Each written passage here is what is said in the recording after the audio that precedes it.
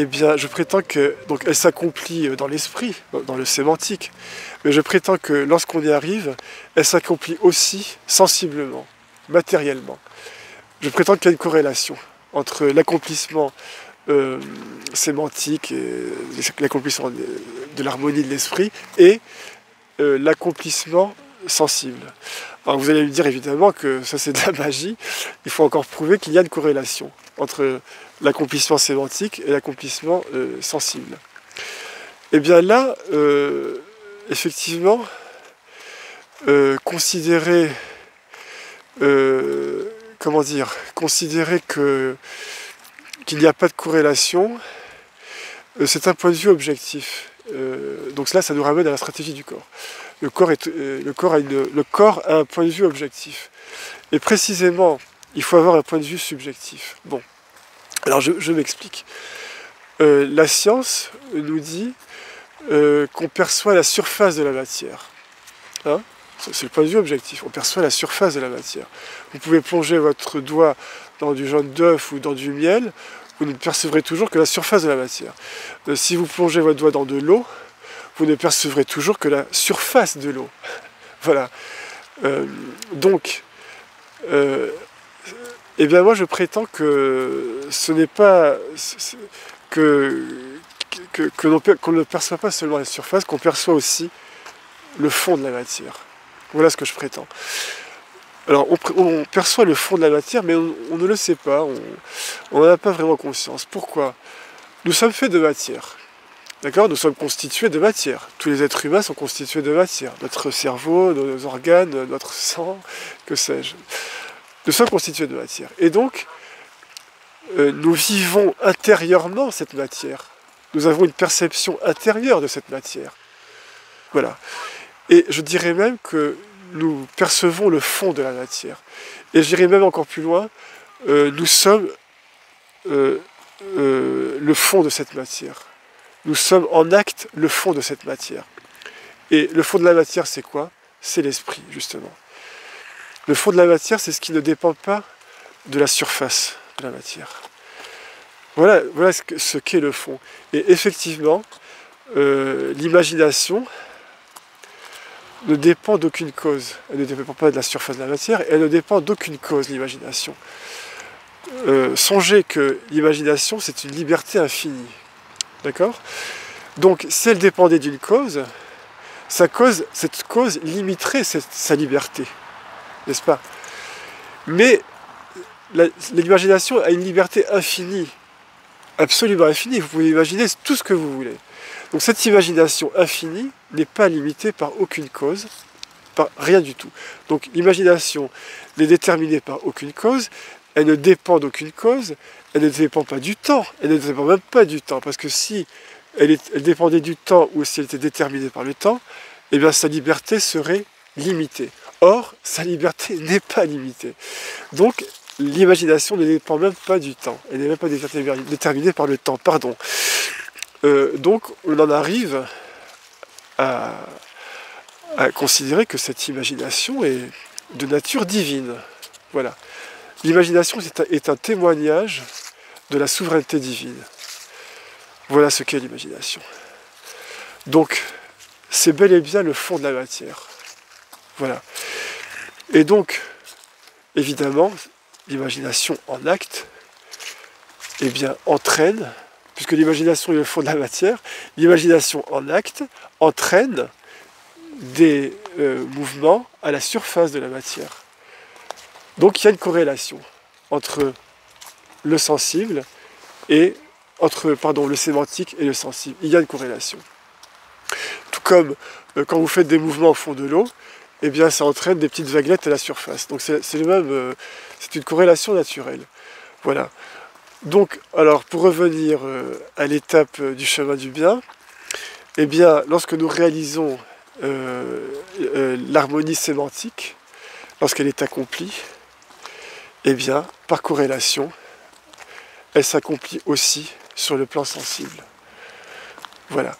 Et lorsque nous arrivons là, il y a encore une dualité qu'on doit résoudre. Pourquoi? Parce que donc, on contemple cette création, cette cette harmonie sémantique qui s'accomplit sensiblement, on contemple cela. Et il y a encore une dualité parce qu'il y a le contemplant et le contemplé. Et donc, il faut résoudre encore cette dualité pour arriver enfin à l'unité suprême, disons, à l'unité finale, à l'harmonie finale. Et donc, il s'agit donc de dissoudre notre individualité ultime. Hein. L'individualité, indivis, ça vient du latin, ce qui n'est pas divisible. Donc, notre unité finie, finalement, il faut la dissoudre donc dans l'unité infinie. Et à ce moment-là, on a enfin atteint l'unité suprême, l'unité divine. Voilà. Donc voilà l'aboutissement du chemin du bien. C'est un chemin de conquête, c'est un chemin tragique, puisqu'on sacrifie le sujet, on sacrifie l'ego, on sacrifie le sujet, on sacrifie l'individualité. Donc c'est un chemin tragique. C'est un chemin finalement.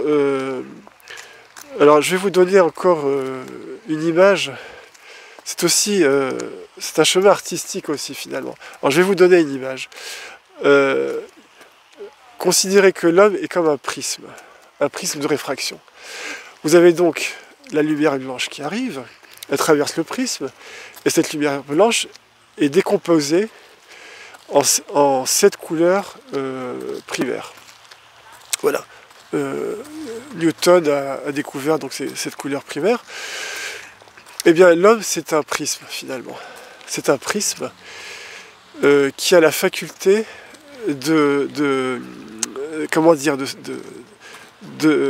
d'améliorer la droiture du prisme. Parce qu'un prisme qui est tordu, il va mal réfracter la lumière, et donc on aura un truc chaotique au niveau des couleurs.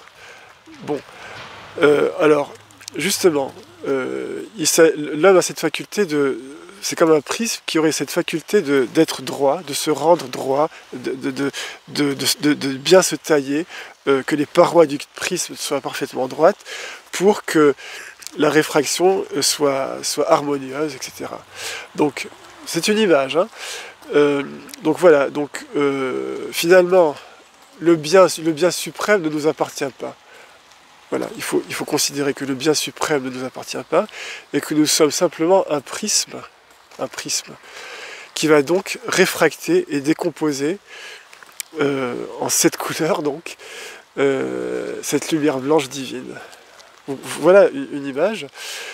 Et donc vous comprenez bien qu'il faut que les parois du prisme soient droites, donc il faut pratiquer la droiture, hein, finalement. Voilà, pratiquer la droiture. Il faut avoir foi en cette perspective de souveraineté. Donc c'est la droiture, la foi. Et donc c'est aussi une création artistique. Il y a aussi cette conquête est artistique aussi, puisqu'il s'agit d'harmoniser ces 7 couleurs. Donc de produire, de créer une harmonie sémantique qui va devenir sensible, qui va s'esthétiser. Esthétiser, c'est rendre sensible. Donc en fait, toute cette entreprise, ce chemin du bien, c'est aussi un chemin esthétique finalement, un chemin artistique. Bon. Et donc finalement, alors pour finir, je vais en conclusion, je vais évoquer aussi les fameux chakras. Donc, vous savez très bien que les 7 chakras sont associés à 7 couleurs. Justement, les 7 couleurs primaires. Donc, il y a le violet, hein, au niveau de la fontanelle, donc le chakra supérieur. Le violet, l'indigo, le bleu, le vert, le jaune, le orange et le rouge. Le rouge, c'est le dernier, le plus inférieur. Bon. Eh bien... ce qui est intéressant, c'est que il y a des correspondances comme ça qui sont vraiment troublantes, parce que l'arc-en-ciel aussi, l'arc-en-ciel, c'est les 7 couleurs, primaires, et quand vous voyez un arc-en-ciel, c'est le violet qui est à l'intérieur du cercle. C'est le violet qui est donc la couleur la plus intérieure. Et bien dans les chakras aussi, c'est troublant, c'est le violet, donc c'est le chakra supérieur, qui est le chakra le plus profond, le plus intérieur. Vous voyez, il y a une correspondance comme ça qui est assez, assez poétique, assez troublante. Et donc, si vous voulez, chez les hindouistes, donc il y a l'ascension de l'esprit sur l'arbre des chakras. Et bien moi, je prétends que cette stratégie mentale dont je vous parle, cette perspective de conquête, ce chemin du bien, eh bien il suit, enfin en quelque sorte, on peut trouver sa correspondance dans les chakras.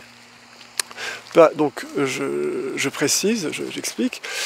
Le chakra du nombril, c'est le siège de l'ego. Donc c'est la stratégie mentale sécuritaire dont je vous parlais, stratégie mentale de défense. C'est l'ego. Alors pour s'en émanciper, eh bien, il faut adopter une stratégie mentale de conquête. Donc pour s'élever, pour monter vers le chakra supérieur, donc le chakra du cœur, hein, il faut donc adopter cette fameuse stratégie mentale de conquête. Et donc, arrivé au cœur, comme je vous le disais, on va donner du sens, hein, le potier, donc on va donner du sens aux transformations de résistance sémantique. Donc la donation de sens, le don. Le don, c'est donc le chakra du cœur. Ensuite, on va unifier ce sens, l'unifier par le verbe. Le verbe, c'est le chakra de la gorge. Bon. Ensuite, on va accomplir cette harmonie sémantique jusqu'à son accomplissement sensible. Ça, et donc on va contempler cette harmonie. Ça, c'est donc le chakra qui se trouve donc entre les deux yeux. Donc là, on est à ce stade. Et ensuite, le stade final, c'est la dissolution, la résolution de l'ultime dualité entre le contemplant et le contemplé.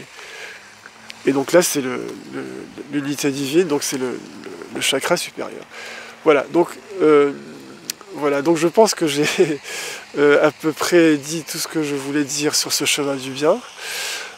C'est un chemin de conquête, comme je le disais, un chemin tragique, un chemin de sacrifice, un chemin aussi un chemin esthétique, un chemin artistique. Voilà, donc un dernier mot. En fait, il s'agit de distinguer la rigueur rationnelle de la rigueur esthétique, je dirais. Hein, et de la rigueur esthétique, rigueur morale aussi. C'est-à-dire que on cherche la cohérence rationnelle. Quand on cherche la vérité, on cherche la cohérence rationnelle. Mais cette cohérence rationnelle, c'est une cohérence morte, c'est la cohérence du corps. Donc il s'agit de trouver une cohérence vivante, bien sûr. Et c'est justement cette cohérence esthétique qui est donc... et la cohérence esthétique, la rigueur esthétique, est tout aussi respectable que la cohérence rationnelle.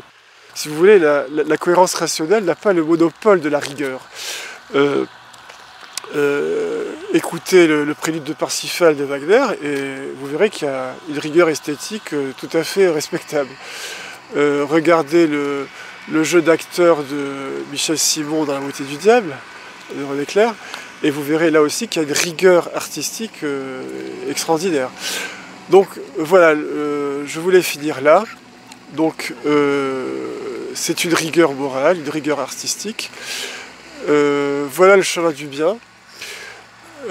Écoutez, j'espère que j'ai été assez clair et que si je vous ai convaincu, je vous souhaite une bonne route sur ce chemin et je vous dis à bientôt pour d'autres sujets, d'autres vidéos. Merci infiniment pour votre écoute et à bientôt.